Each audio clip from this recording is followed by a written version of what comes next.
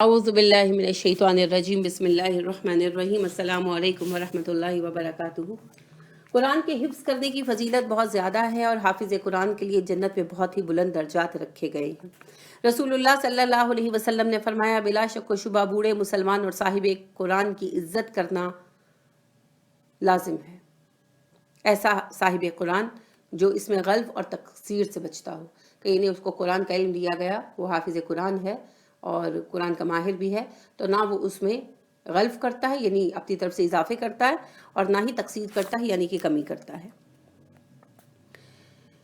حضرت جابر بیان کرتے ہیں کہ احد کے موقع پر شہداء میں سے دو شہیدوں کو ایک کپڑے میں کفن دے کر دفن کیا گیا، تو رسول اللہ صلی اللہ علیہ وسلم پوچھتے کہ اس میں سے کسے زیادہ قرآن یاد ہے؟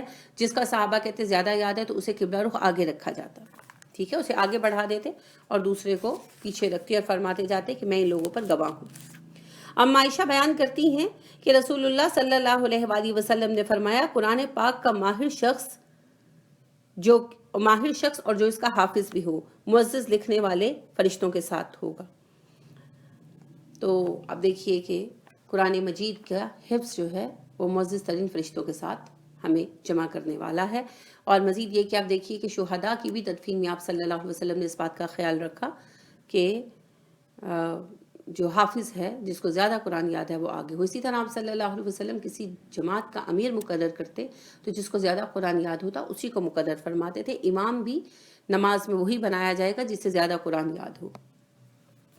رسول اللہ صلی اللہ علیہ وآلہ وسلم نے ارشاد فرمایا، قرآن پڑھنے والا جب قبر سے اٹھے گا تو قرآن اس سے ایک اجنبی شخص کی صورت میں ملے گا اور کہے گا، کیا آپ مجھے پہچانتے ہیں؟ وہ شخص کہے گا، نہیں، میں نے آپ کو نہیں پہچانتا۔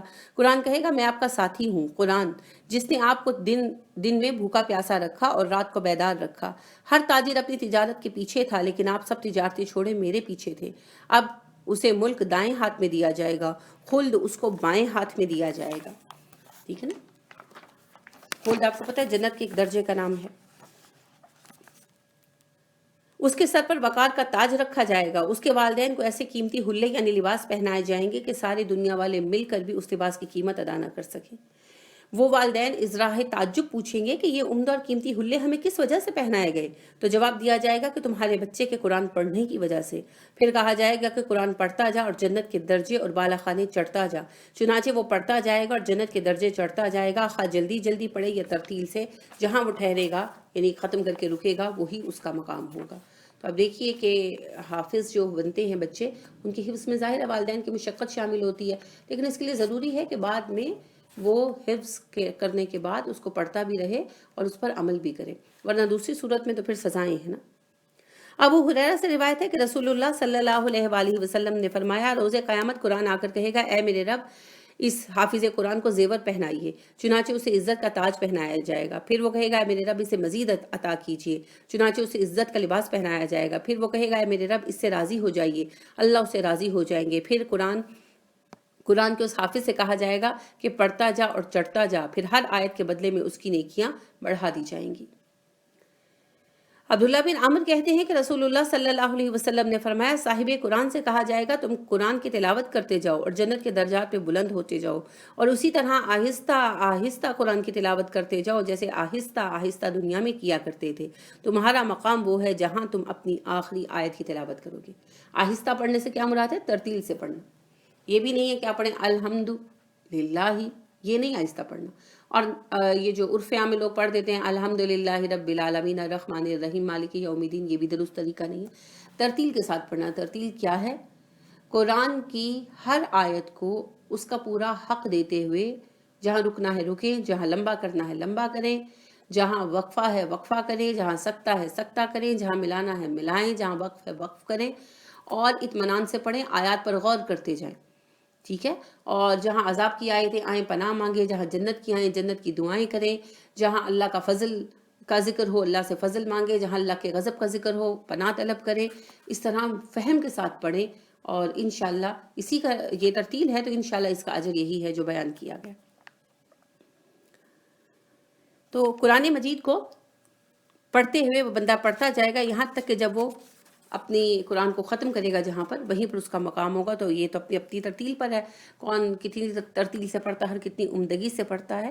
تو قرآن مجید کا حفظ کی اتنی فضیلت ہے، مگر اس کے ساتھ ہی یہ یاد رکھیں کہ پھر اس کو بھلانا نہیں ہے. عبداللہ بن عمر سے روایت ہے کہ رسول اللہ صلی اللہ علیہ وسلم نے فرمایا، قرآن پاک کے حافظ کی مثال اس شخص کی طرح ہے جس نے اونٹ کے گھٹنوں کو رسیوں سے باندھ رکھا ہے.